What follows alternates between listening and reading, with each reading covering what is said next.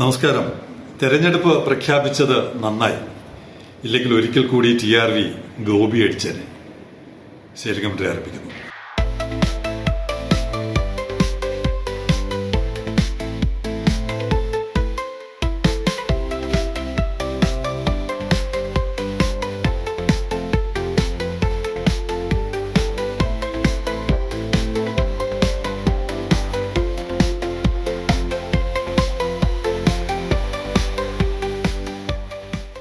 ഇന്നലെ എന്നെ മുംബൈയിൽ നിന്ന് ഒരു മാധ്യമ സുഹൃത്ത് വിളിച്ചു, ഒരു പത്രപ്രതിനിധി.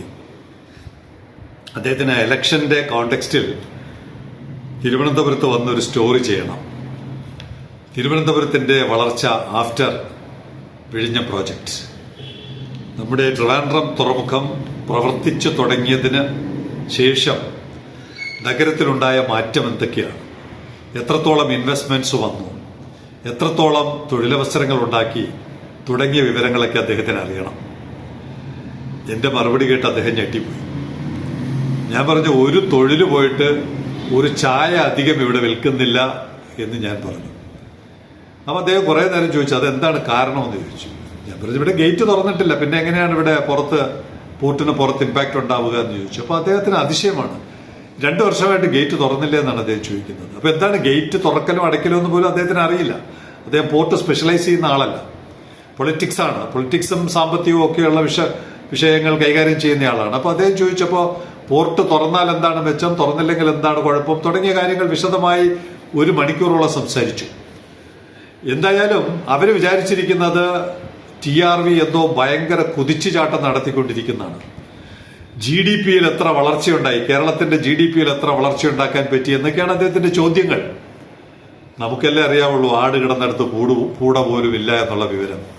എന്തായാലും ഒരു പോർട്ട് ഒരു സിറ്റിക്ക് അല്ലെങ്കിൽ ഒരു ജില്ലയ്ക്ക് അല്ലെങ്കിൽ ഒരു സംസ്ഥാനത്തിന് ഉണ്ടാക്കാൻ പോകുന്ന മാറ്റം അദ്ദേഹം JNPT-യുടെ മുംബൈ തുറമുഖത്തിന്റെയൊക്കെ പശ്ചാത്തലത്തിലാണ് അദ്ദേഹം കാണാൻ ശ്രമിച്ചത്.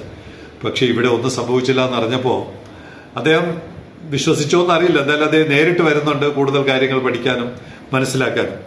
ഇങ്ങനെയാണ് പുറം ലോകം ഒരു തുറമുഖവുമായി ബന്ധപ്പെട്ട് ആ പ്രദേശത്തെ ഹിൻഡർലാൻഡിൽ ലാൻഡ് സൈഡിൽ ഉണ്ടാകുന്ന വികസനത്തെക്കുറിച്ചുള്ള പൊതുജനങ്ങളുടെ ധാരണ. പക്ഷെ ഇവിടെ നേരെ വിപരീതമാണ്. പോർട്ടുകൾ എങ്ങനെയാണ് ഇൻവെസ്റ്റ്മെന്റ്സ് ആകർഷിക്കുന്നത്? ഒരു best example coming from Singapore. AP Moller Maersk has officially opened a new $150 million automated distribution facility in Singapore. ഇവിടത്തതുപോലെ ലാൻഡ് എടുക്കാൻ അനുമതി നൽകി, കരാർ ഒപ്പിടാൻ അനുമതി നൽകി, MOU ഒപ്പിടാൻ അനുമതി നൽകി. അതല്ല, ഓപ്പൺഡ്, തുറന്ന് പ്രവർത്തിച്ചു. $150 മില്യൺ, $15 കോടി തുല്യമായ അത്രയും മുതൽ മുടക്കുള്ള AP Moller Maersk എന്ന് പറഞ്ഞാൽ അറിയാലോ, മേഴ്സ്ക് എന്ന് പറയുന്ന ഗ്രൂപ്പിന്റെ ഓട്ടോമേറ്റഡ് ഡിസ്ട്രിബ്യൂഷൻ ഫെസിലിറ്റി. ഏഷ്യ മുഴുവൻ ടാർഗറ്റ് ചെയ്യുന്ന ഡിസ്ട്രിബ്യൂഷൻ സെന്റർ ഏറ്റവും അനുയോജ്യമായ തരത്തിൽ സ്ഥാപിക്കാൻ പറ്റിയ സ്ഥലം TRV ആണ്. അത് എന്തുകൊണ്ട് സ്ഥാപിക്കുന്നില്ല എന്നുള്ള ഒടുവിൽ വരാം. The 1,02,000 square metre site, square feet അല്ല, square metre, 1,02,000 square metre site world gateway second was developed with support from the Singapore government. അടിയറ സിമ്പൽ. സിംഗപ്പൂർ ഗവൺമെന്റിന്റെ പിന്തുണയോടുകൂടിയാണ്. ഇവിടുത്തെ ഗവൺമെന്റിന്റെ പിന്തുണ എവിടെയാണ്? പ്രേക്ഷകർക്ക് നല്ലവണ്ണം അറിയാം. TRV ഒഴിച്ച് വേറെ എവിടെയൊക്കെയോ ആണ് പിന്തുണ കൊടുക്കുന്നത്. ഇവിടെ സിംഗപ്പൂർ ഗവൺമെന്റ് പിന്തുണ കൊടുത്തിട്ട് 1,02,000 square metre and targets growing demand from companies using Singapore as a regional and global distribution base. ഏഷ്യയുടെയും ലോകത്തിന്റെയും ഒരു ഡിസ്ട്രിബ്യൂഷൻ ബേസ് ആയിട്ട് സിംഗപ്പൂരിനെ കണ്ടുകൊണ്ടാണ് മേഴ്സ്ക് ആ ഇൻവെസ്റ്റ്മെന്റ് അവിടെ നടത്തിയിരിക്കുന്നത്. ലൊക്കേറ്റഡ് നിയർ തുവാസ് പോർട്ട്, അടിയറ ഡബിൾ സിമ്പൽ. പോർട്ടിന്റെ പരിസരത്താണ് ഇൻവെസ്റ്റ്മെന്റ് വരേണ്ടത്, അല്ലാതെ പാലക്കാടല്ല. ഇവിടുത്തെ പ്രിൻസിപ്പൽ സെക്രട്ടറി പറയുന്നുണ്ട്, പാലക്കാട് ഇൻവെസ്റ്റ്മെന്റ് നടത്തി ലക്ഷക്കണക്കിന് രൂപ മുടക്കി ട്രക്കിൽ ഓടിച്ച് TRV-യിൽ കണ്ടെയ്നർ കൊണ്ടുവരണം. വിവരമുള്ളവർ പോർട്ടിലും പോർട്ടിന്റെ പരിസരത്തുമേ തുടങ്ങുകയുള്ളൂ. Located near Tuas Port, the site will facilitate owned distribution across Asia Pacific.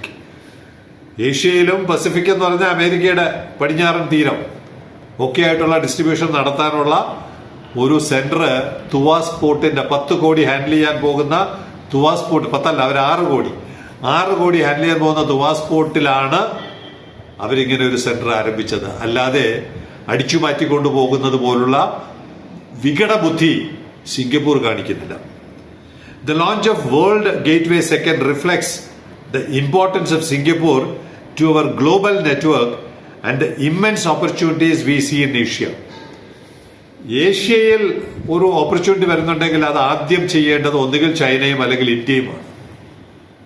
അങ്ങനെ രണ്ടുപേർ ഇവിടെ ഇരിക്കുമ്പോൾ രണ്ടുപേരെയും മാറ്റി സിംഗപ്പൂർ കൊണ്ടുപോകുന്നതാണ് സിംഗപ്പൂരിന്റെ മിടുക്ക്.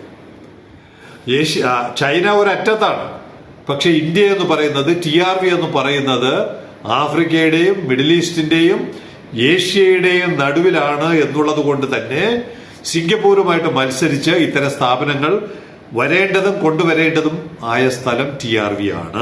Underpinned by continued export strength and increasing consumption, Asia's growth trajectory remains extraordinary.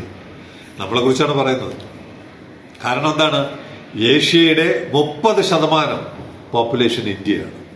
30%. 0.3 പോലും സിംഗപ്പൂരിനില്ല. അങ്ങനെയുള്ള സിംഗപ്പൂർ പറയാണ് Asia's growth trajectory remains extra ordinary. അതുകൊണ്ട് ഇൻവെസ്റ്റ്മെന്റ്സ് സിംഗപ്പൂരിൽ വരണമെന്ന് അവർ ഹാർഡ് വർക്ക് ചെയ്താണ്. ഹാർഡ് വർക്ക് മാത്രമല്ല, അതിനുള്ള ഒരു ആംബിയൻസ്, ഇൻവെസ്റ്റേഴ്സിനെ പ്രൊമോട്ട് ചെയ്യുന്ന ഒരു ആംബിയൻസ് സിംഗപ്പൂർ പതിറ്റാണ്ടുകളായി രൂപപ്പെടുത്തി കൊടുത്തിട്ടുണ്ട്. അത് മുതലാക്കിയാണ് അവർ ഇത്തരം ലോകോത്തര സ്ഥാപനങ്ങളെ അവിടെ കൊണ്ടുവരുന്നത്. Doubling our warehousing footprint in Singapore is a bold step forward and a strong vote of confidence in this market and our customers. ഈ വോട്ട് ഓഫ് കോൺഫിഡൻസ് എന്ന് പറയുന്നത് ഇവിടെ വോട്ട് തരികട നടത്താൻ വേണ്ടി മാത്രമാണ്. അല്ലാതെ നിക്ഷേപരിൽ ഒരു വോട്ട് ഓഫ് കോൺഫിഡൻസ് കൊടുക്കാനുള്ള വോട്ടല്ല ഇവിടെ ഉള്ളത്. കൃത്യമായും അവരുടെ കാലാവധി തീരുന്നതിന് മുമ്പ് അടുത്ത സർക്കാരിന് അധികാരത്തിൽ വരണം. അക്കാര്യത്തിൽ ഒരു വിട്ടുവീഴ്ചയുമില്ല.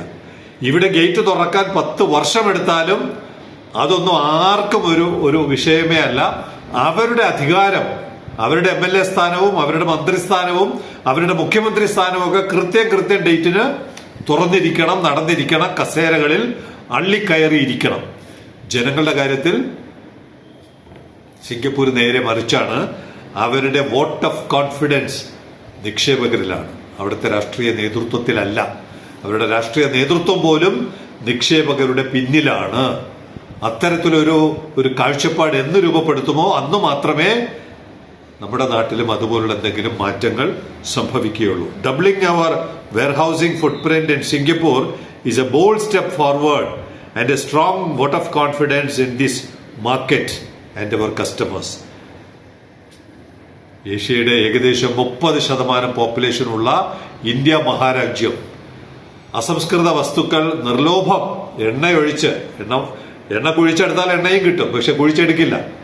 അത്തരത്തിൽ എല്ലാ ധാതുക്കളുമുള്ള ഒരു പ്രദേശത്ത് വരേണ്ട ഇൻവെസ്റ്റ്മെന്റ്സ് മനഃപൂർവ്വം വേണ്ട എന്ന് വയ്ക്കുന്നത് കൊണ്ട് മാത്രമാണ്. പ്രത്യേകിച്ച് ഇന്ത്യയിൽ ആദ്യ ട്രാൻസ്ഷിപ്മെന്റ് പോർട്ട് മുതലാക്കിയെടുക്കാൻ ഇവിടെ ഒരാൾക്ക് പോലും താല്പര്യമില്ല എന്നുള്ളിടത്താണ് ഒരു തൊഴിലവസരം പോലും സൃഷ്ടിക്കാതെ ഇപ്പോഴും ഗേറ്റ് പൂട്ടിയിട്ട് തുരുമ്പെടുത്ത താഴുകളുമായി ഓരോ ദിവസവും മുന്നോട്ട് പോകുന്നത്.